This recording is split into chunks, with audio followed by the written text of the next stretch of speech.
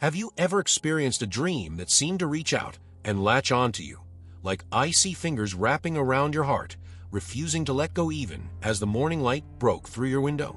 My name is Raphael, and I'm a teacher, someone who never imagined being dragged into a world that lies hidden in the folds of night. But what I'm about to share with you is not just another ghost story. It's something that clawed its way out of my subconscious and followed me into the waking world. And as I recount this, I feel the same chill, the same sense of dread that I felt the moment I realized this was no ordinary nightmare. It started as a whisper, a soft murmur slipping into my ear just as I drifted into sleep. At first, it was nothing but a faint voice, barely audible, as if someone were speaking to me from the other side of a thick, fogged-up glass. The words were garbled, distorted, but somehow I knew they were meant for me. That night, I didn't sleep peacefully. Instead, I found myself standing in a place that was hauntingly unfamiliar, yet sickeningly familiar all at once. Shadows clung to every corner, their shapes shifting, watching, like hungry eyes waiting for me to make a wrong move. The floor beneath my feet creaked with an unsettling groan, a sound that seemed to pulse in time with my heartbeat, each beat a reminder that I was no longer safe, even in my own dreams. But before I unravel the terror that awaited me, I need you to understand, this story isn't just for the faint of heart. If you dare to venture further, if you have the courage to explore the unknown, subscribe to the channel and leave a like, because the tales I share here are not mere fiction. They are fragments of reality twisted by the supernatural, and only those brave enough to confront the dark should listen further. It began like any other night, the kind where you expect nothing more than the comfort of sleep to wash away the day's fatigue. But this night had other intentions. I found myself pulled into a dream, yet it felt nothing like a dream, more like I was being lured into a trap set by something sinister, waiting just beyond the veil of consciousness. I stood in the middle of a desolate, unfamiliar town, bathed in a sickly gray light that seemed to drain all warmth from the air. The buildings were crumbling, their walls covered in patches of mold that pulsed as if alive. There was no sound except for a faint, raspy whisper that drifted through the thick, stale air, a sound so chilling it crawled down my spine, setting every nerve on edge. The ground beneath my feet felt uneven, soft in a way that reminded me disturbingly of flesh. Each step echoed, amplifying a sensation that something ancient and dreadful was buried here, just beneath the surface. A rotten smell wafted around me, heavy and metallic, like rusted iron mixed with decay. I tried to shake off the dread that clung to me, telling myself that this was only a dream. But the shadows told a different story. They moved unnaturally, their shapes twisting into forms that defied logic, creeping closer as if they were alive, reaching out like spectral hands hungry for flesh. And then I heard it. The faint echo of footsteps, each one deliberate, dragging, as though someone or something was lurking just out of sight. The air thickened, pressing down on me with an unbearable weight. Suddenly, a creaking sound cut through the silence, making my heart leap. I turned, and there it was, a weathered, decaying door at the end of a long, narrow alley, slightly ajar, a weak sliver of light spilling out from within. The light flickered erratically, casting strange, ominous shadows that seemed to writhe on the walls as if they were alive.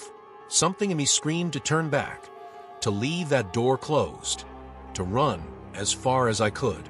But a twisted sense of curiosity, something darker, urged me forward. With each step, the temperature dropped and the air grew colder, more hostile. My fingers reached out, trembling, and as I pushed the door open, a sense of foreboding washed over me, a feeling that whatever was beyond this threshold was watching, waiting, and that once I crossed, there would be no going back. As I stepped inside, the oppressive silence deepened, swallowing every sound as if the world beyond that door had ceased to exist. The room was dimly lit by an old, sputtering candle on a decrepit table in the corner, casting flickering shadows that danced across the walls, morphing into grotesque shapes that seemed to mock my presence. The room felt like it was holding its breath, watching, waiting. Dust hung in the air, thick and suffocating, and the stench of mold and something far more rancid clawed at my nostrils, making me dizzy. I could barely make out the shape of the room, but there was something wrong, a distortion, as if the walls themselves were shifting, subtly warping to close in on me. As my eyes adjusted, I noticed small details. Objects on the table moving slightly, an old photograph frame that appeared cracked and worn, but held no picture, only an empty void. But when I looked closer, it almost felt like something was trying to materialize there, as if faces were pushing against a glass, desperate to break free. The room wasn't empty. It was filled with a malignant presence, a sensation of eyes that never blinked, always watching, observing my every move. The shadows along the walls grew darker, almost too thick, unnatural. And then, just as I tried to breathe, I heard it, a faint, mocking whisper that echoed through the room, murmuring words I couldn't understand, yet felt chillingly familiar. In the corner of my eye, something caught my attention, a figure, just a shadow at first, shifting in the darkness like smoke. It didn't move like a person. It floated, its shape blurring, dissolving, and reforming as if it existed in a place between dreams and nightmares. My heart hammered as I forced myself to look directly at it, but the shadow vanished, leaving only a sense of cold dread that seeped into my bones.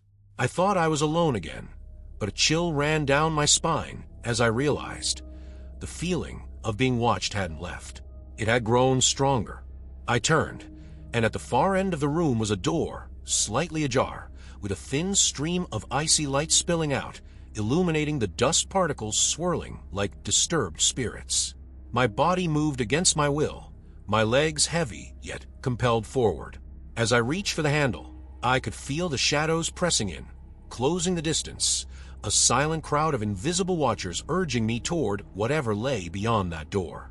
The whispering grew louder, layering over itself in chaotic harmony, like countless voices speaking in a language just out of my understanding.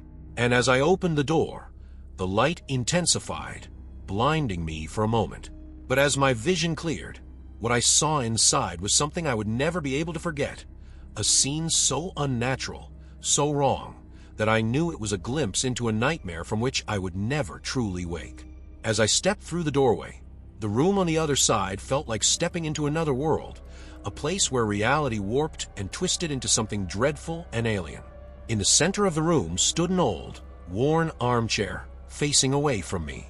It seemed innocuous at first, yet there was something deeply unsettling about it, as if it had absorbed years of grief, horror, and despair. The walls around me were bare, save for strange, deep scratches gouged into the surface, like claw marks etched in desperation. But was the silence that unnerved me the most, thick, suffocating, pressing against my chest like an invisible weight.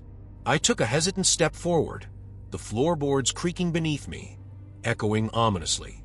And then I heard it, a deep, raspy inhalation, like someone drawing breath with great difficulty.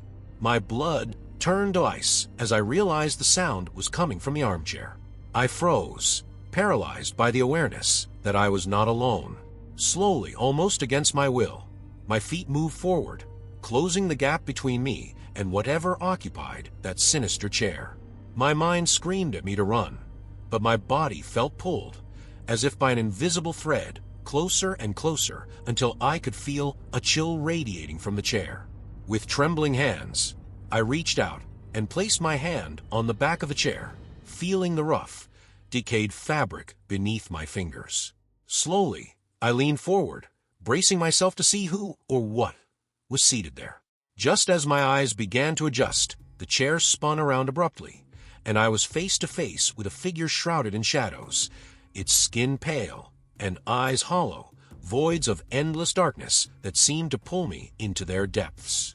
The face was neither alive nor dead, but something caught in between, a twisted imitation of humanity. Its mouth twisted into a grotesque grin, teeth sharp and jagged, as if carved by something inhuman. In that moment, everything around me shifted. The walls seemed to close in, twisting and distorting as though they were alive, trapping me in this nightmare. The figure in the chair raised a skeletal finger to its lips, as if shushing me, and then whispered, "You're one of us now."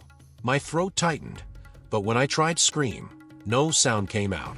Panic seized me as I desperately fought to break free from its gaze, but my body was frozen, locked in place by an unseen force. I could feel a chill creeping up my spine, crawling over my skin like icy tendrils, sinking deeper into my very bones. In a flash of desperation, I shut my eyes, willing myself to wake up, to escape this horror. And for a fleeting moment, I felt a shift, a sense of release. When I opened my eyes again, I was back in my room, drenched in sweat, my heart pounding so violently it hurt. But something was wrong. The oppressive feeling, that weight of eyes on me, hadn't left. It lingered, as though the nightmare had crossed over, slipping from the shadows of my mind into my waking life. And in the dim light of my bedroom, there on the wall, I saw it, a faint outline of a figure watching, waiting, as if to remind me that the nightmare was far from over. The following days were a haze, but that chilling presence never left my side. I could feel it, like a shadow stretching beyond my sight, lurking just at the edge of my vision, whispering in the quietest moments of my solitude. Driven by an overwhelming sense of dread and a compulsion I couldn't explain, I started researching the place I had seen in my dream. It didn't take long to find it. A desolate, abandoned manor on the outskirts of town, shrouded in rumors and urban legends. The locals spoke of it in hushed tones, referring to it only as the House of Whispers, a place where visitors claimed to hear voices that shouldn't exist, secrets whispered by the walls themselves. The more I uncovered, the more disturbing the details became.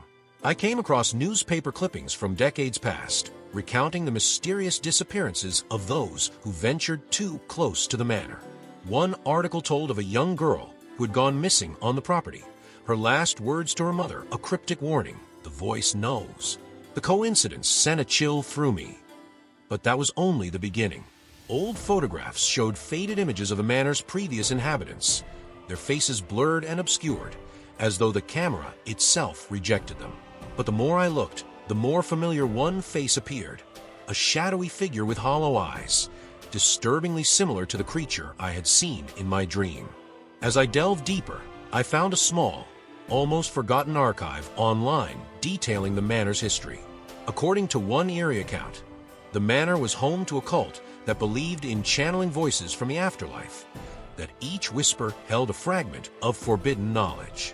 But as the story goes, they had unleashed something far darker, a presence that began to devour the minds of those who listened for too long.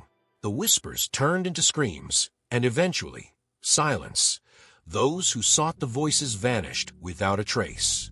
And as I read this, a chilling realization dawned on me. My dream had not just been a warning. It was an invitation. Determined to uncover the truth, I tracked down an elderly man, a local historian who had spent his life studying the manor. His hands shook as he spoke, his eyes darting around the room as though he feared something might be listening. He warned me about the manor, claiming that it was cursed, that those who heard the whispers were marked, bound to the house in ways they could not escape. He paused before revealing one final detail, a strange symbol he'd seen carved into the walls of the manor, a symbol that felt like it was alive, pulsing with a dark energy. When he showed me a sketch of it, my stomach twisted. It was the same symbol I had seen in my dream, the one etched into the room's walls, the mark that had haunted me even after waking.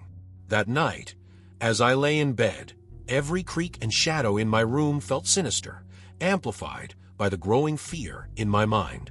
I felt the weight of that symbol pressing down on me, as if it were seared into my very soul. And as the night wore on, that faint, raspy whisper returned, closer, clearer, just above my ear, as though it had finally crossed over from the dream world into my reality. It spoke my name, each syllable dripping with malice, a reminder that I was now bound to the House of Whispers, tied to a dark secret I was never meant to uncover. With dread gnawing at my mind, I couldn't shake the feeling that the only way to find peace was to confront the whispers face to face.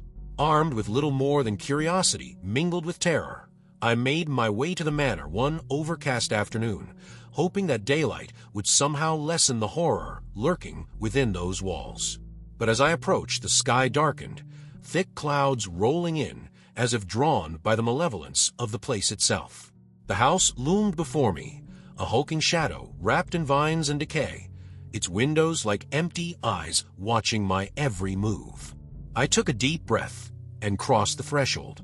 The air inside was stale, thick with the stench of rot and mildew, as if the manor itself had been sealed away from the world for centuries. Shadows clung to every corner, moving in ways that felt unnatural, almost sentient. The silence was so profound it seemed to amplify every sound I made. The soft shuffle of my footsteps, the ragged rhythm of my breathing, even the faint thud of my heartbeat sounded like a drumbeat echoing through an ancient tomb.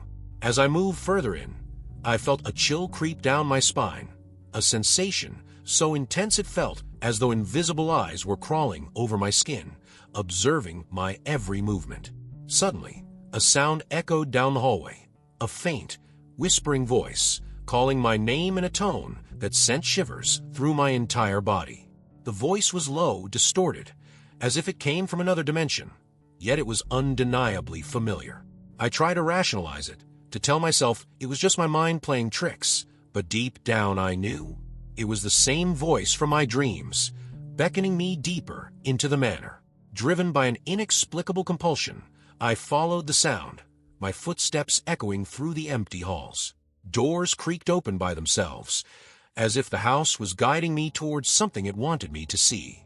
Then, at the end of a narrow corridor, I saw her, a young woman, or what was left of her. She stood facing the wall, her head tilted at an unnatural angle, her hair matted and tangled. Her skin was deathly pale, her arms hanging limply at her sides as if drained of all life. I wanted to run, but my legs refused to obey, as if the manor itself held me captive, forcing me to bear witness to its horrors. And then, slowly, she turned, revealing empty eye sockets that seemed to bleed shadows, her mouth twisted into a grin that spoke of unspeakable suffering. She whispered, "The voice knows," and with a strangled gasp, she vanished, leaving nothing but a cold spot in the air and the echo of her words reverberating in my mind. Panicking, I stumbled back, only to find a figure blocking my way. It was name of other character, someone I never expected to see there, and yet he looked just as haunted as I felt. His face was gaunt, his eyes wide with a terror that seemed etched into his very soul. He told me that he, too, had been drawn here, plagued by the same dreams, the same whispers. He spoke in broken phrases, his words shaking, barely holding on to sanity. "Once you hear the voice," he said, "it never lets you go. It becomes a part of you." Together, we ventured deeper into the manor, feeling the walls closing in, the shadows growing darker, thicker, as if the house itself was devouring us. The whispers grew louder, overlapping, filling the air with fragmented words, dark secrets that chilled our blood. Every step was like walking into a nightmare made flesh, and I knew we were on the edge of something incomprehensible, something that defied reality. The feeling of dread was suffocating, pressing down on me with an intensity that made it hard to breathe, and yet I couldn't stop. There was something waiting for us in the heart of that house, something ancient and hungry. Just when I thought I could bear no more, I saw it, a door at the end of a long hallway, its wood blackened and scorched, as if it had been through hell itself. Carved into its surface was that cursed symbol, pulsing faintly, as if alive. We shared a glance, both of us knowing that once we crossed that threshold, there would be no turning back.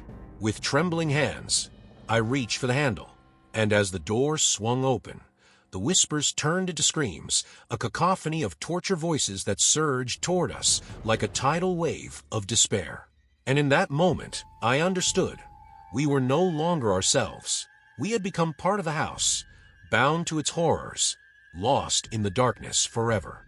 As we crossed the threshold, the room on the other side felt like stepping into another reality, a realm where light was swallowed by darkness, where the air was thick with the weight of countless secrets. In the center of the room lay a small, weathered table, and on it rested an object covered in dust, a relic from a forgotten time. It was a journal, bound in a worn leather that looked like it could crumble at the slightest touch. My companion and I exchanged a look, our eyes wide with dread and curiosity. The air around us grew colder, as if the room itself was holding its breath, waiting for us to reveal its hidden horrors. With trembling fingers, I opened the journal. The pages were filled with cramped, feverish writing, almost illegible, yet the terror embedded in those words was unmistakable.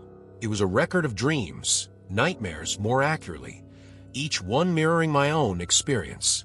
Accounts of shadowy figures, of voices whispering dark secrets in the dead of night, of faces that appeared in mirrors only to vanish upon waking.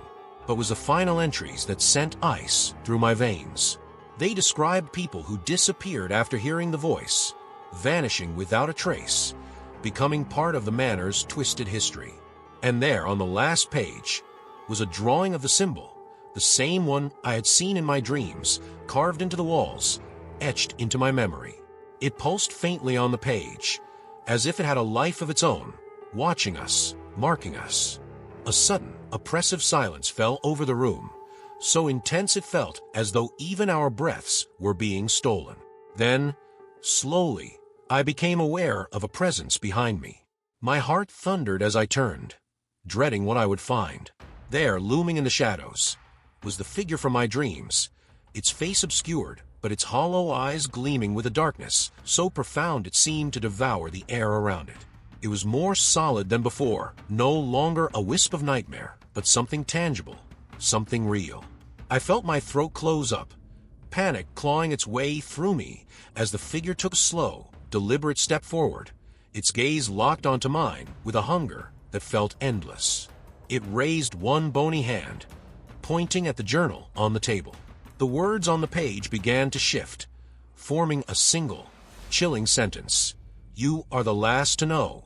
My blood ran cold as the implication sank in. This was not just a dream, not just a lingering nightmare.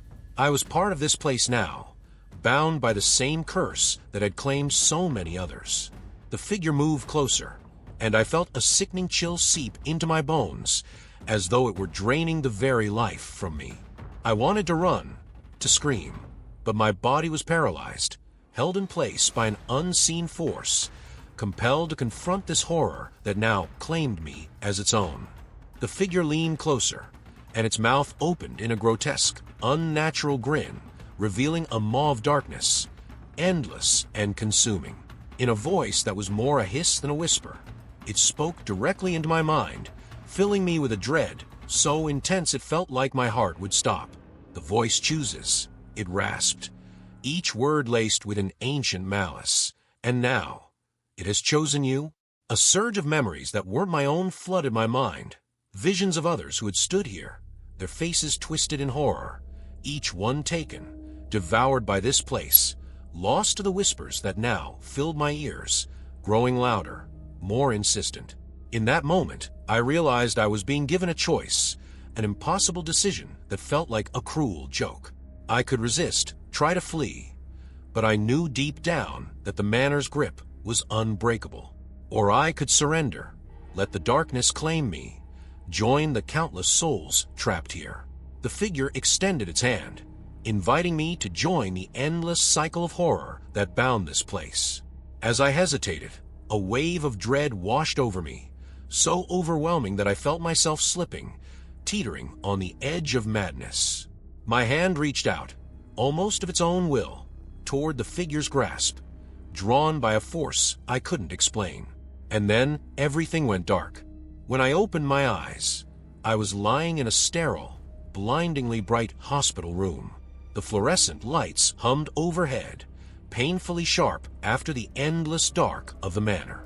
I felt disoriented, like I had been pulled from the depths of some suffocating nightmare and thrust back into reality.